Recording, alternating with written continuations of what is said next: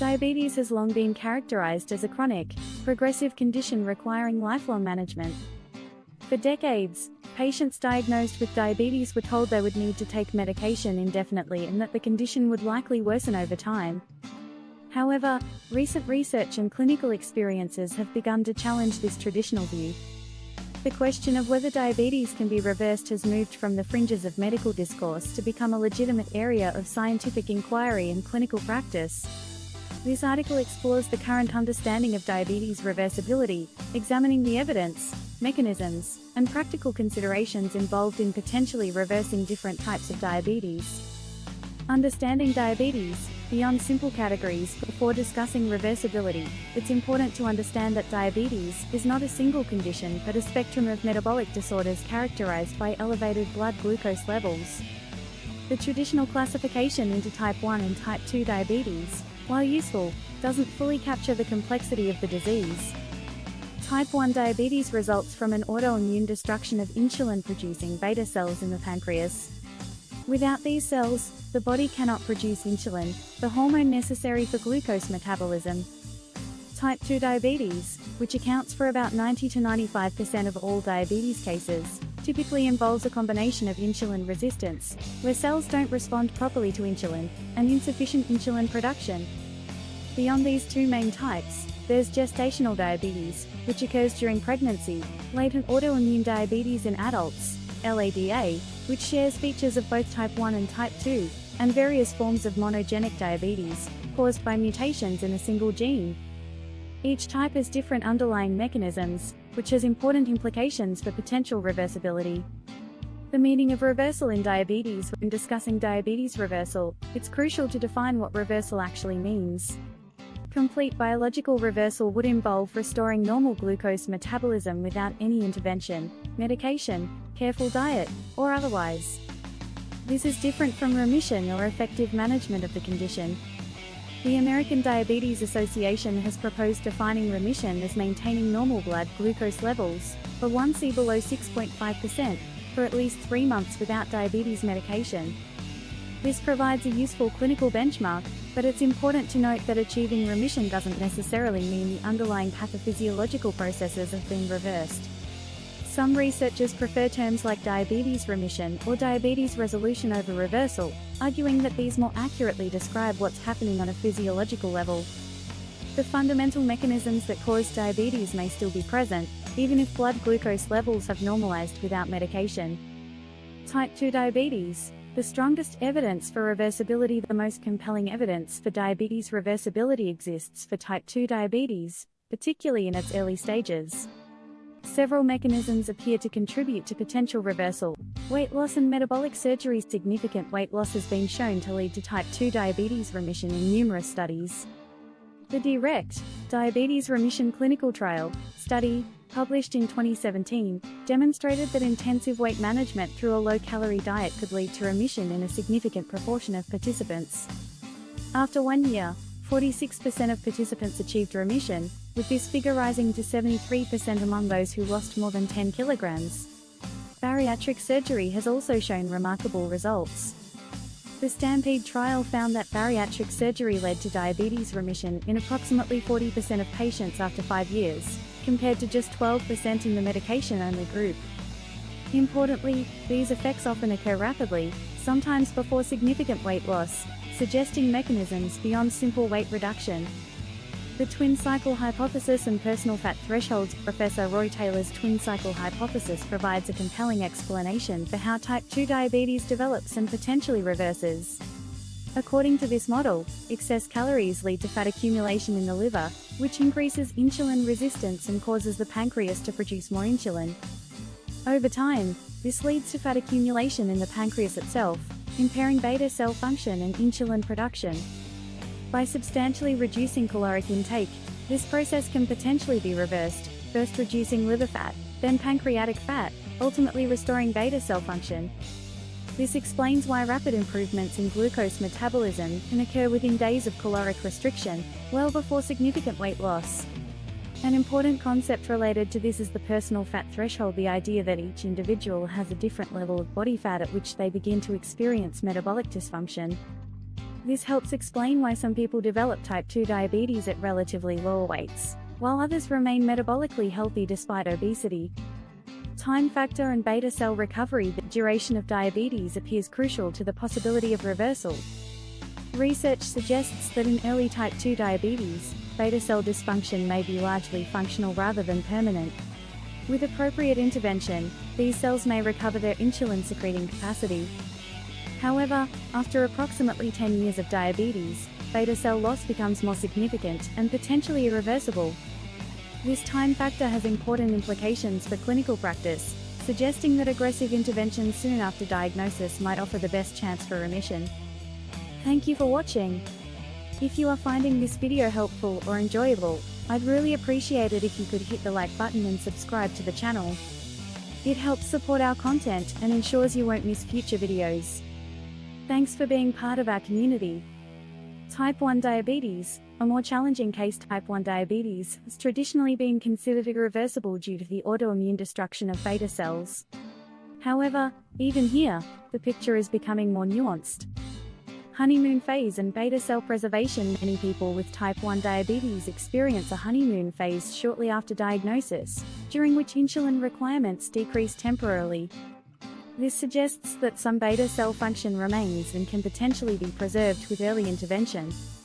Research is exploring immunotherapies that might halt or slow the autoimmune attack on beta cells. While current approaches haven't yet led to long-term reversal, they represent promising avenues for future treatment. Beta cell regeneration and transplantation. Emerging research suggests that beta cells may have more regenerative capacity than previously thought. Some studies have identified progenitor cells in the pancreas that could potentially be stimulated to develop into new beta cells. Islet cell transplantation has shown success in some cases, achieving insulin independence for varying periods. However, challenges include the limited supply of donor islets and the need for ongoing immunosuppression. Functional cures and technology. While not true biological reversal, technologies like hybrid closed-loop insulin delivery systems, artificial pancreas, can provide near normal glucose control, effectively mimicking the function of a healthy pancreas. Similarly, advances in glucose-responsive insulin and other smart insulins might eventually offer functional solutions that, while not reversing the underlying condition, could provide essentially normal metabolism. Prediabetes. The importance of early intervention. Prediabetes, characterized by blood glucose levels higher than normal but below the threshold for diabetes diagnosis, deserves special attention in any discussion of diabetes reversibility. This condition affects approximately 96 million American adults, with 80% unaware they have it. The Diabetes Prevention Program, DPP, and its follow-up studies have shown that lifestyle modifications can significantly reduce the progression from prediabetes to type 2 diabetes.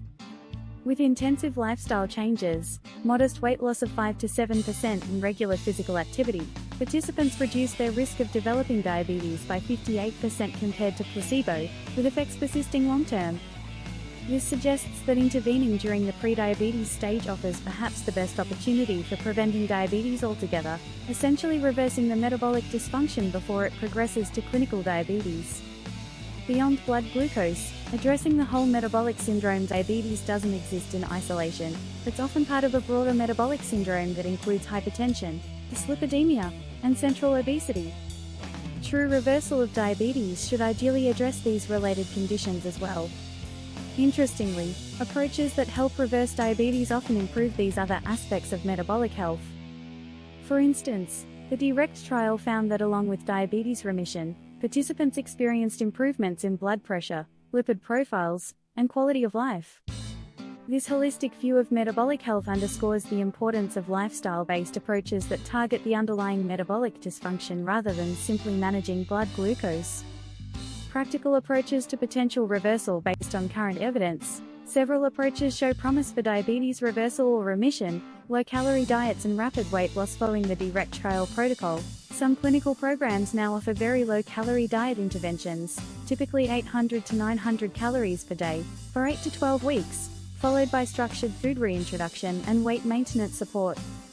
This approach aims to reduce liver and pancreatic fat rapidly, potentially restoring beta cell function. Carbohydrate restriction. Low carbohydrate and ketogenic diets have shown effectiveness in improving glycemic control and reducing medication needs in type 2 diabetes. By minimizing glucose and insulin spikes, these approaches may help restore insulin sensitivity and reduce the metabolic burden on remaining beta cells. A 2018 study by VitaHealth demonstrated that a ketogenic diet with behavioral support led to diabetes reversal, defined as A1C less than 6.5% without medication except metformin, in 60% of participants after 1 year. Regular physical activity exercise improves insulin sensitivity independent of weight loss.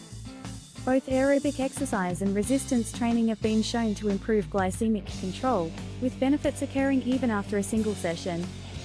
A combination of both types appears to be most effective. Addressing sleep and stress. Emerging research highlights the role of sleep disturbances and chronic stress in insulin resistance. Improving sleep quality and implementing stress reduction techniques like mindfulness meditation may complement other approaches to diabetes management and potential reversal. Medication considerations. While lifestyle changes form the foundation of reversal approaches, certain medications may play supporting roles. Metformin has been shown to prevent or delay diabetes progression. Newer agents like GLP-1 receptor agonists and SGLT2 inhibitors not only improve glycemic control but may also provide benefits for weight management, cardiovascular health, and potentially beta cell preservation.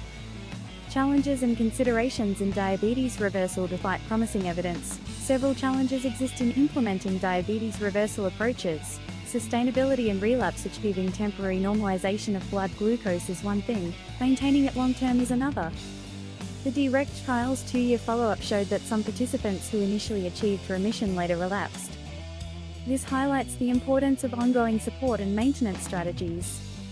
Healthcare system limitations. Many healthcare systems are not structured to provide the intensive, long-term support needed for successful lifestyle-based reversal approaches. Limited appointment times, inadequate reimbursement for lifestyle interventions, and fragmented care can be barriers to implementation. Individual variability. Not everyone with type 2 diabetes will achieve remission with the same interventions. Factors like diabetes duration, degree of beta cell dysfunction, genetic factors, and individual metabolism all influence outcomes. Personalized approaches that account for these differences may be necessary. Psychological and social factors. Achieving and maintaining significant lifestyle changes requires addressing psychological and social determinants of health. Food environments, socioeconomic factors, mental health, and family dynamics all play roles in the success of reversal strategies. The future of diabetes reversal. Looking ahead, several developments may enhance our ability to reverse or effectively manage diabetes. Precision medicine approaches, advances in genetic testing, metabolomics, and other biomarkers may enable more personalized approaches to diabetes reversal, identifying which strategies are most likely to succeed for specific individuals. Digital health and remote monitoring. Continuous glucose monitors, connected devices, and digital health platforms provide unprecedented insights into individual metabolic responses and enable remote support, potentially making intensive interventions more accessible and sustainable.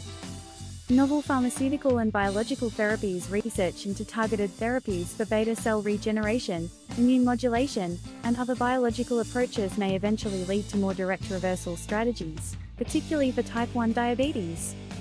Conclusion: from managing to reversing diabetes, the notion that diabetes is always irreversible is giving way to a more nuanced understanding. For many with type 2 diabetes, especially early in the disease course, remission appears achievable through intensive lifestyle interventions. For those with type 1 diabetes or long-standing type 2, complete biological reversal remains challenging, but functional improvements and reduced disease burden are increasingly possible. Perhaps most importantly, the shift from viewing diabetes as inevitably progressive to potentially reversible represents a profound change in perspective, one that empowers patients and healthcare providers with greater agency and hope. The science of diabetes reversal is still evolving, and we must be careful not to oversimplify or overpromise. Not everyone will achieve remission, and those who do may require ongoing vigilance to maintain it. Nevertheless, the evidence suggests that for many people with diabetes, the condition need not be a one-way street.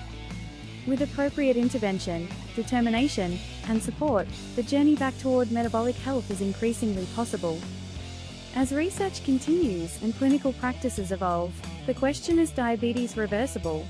may eventually be replaced by more specific questions: which type of diabetes? In which patients? Using which approaches? And for how long? These nuanced questions reflect our growing understanding of diabetes as a complex but potentially modifiable condition, opening new possibilities for treatment and hope for millions affected worldwide. Thanks so much for watching. If you enjoyed this video and found it helpful, we'd really appreciate it if you could give it a thumbs up. It really helps support the channel. And if you'd like to see more content like this, don't forget to hit that subscribe button and turn on notifications so you never miss out. Your support means the world to us. Consider clicking on the videos linked in the corners if you want to watch more.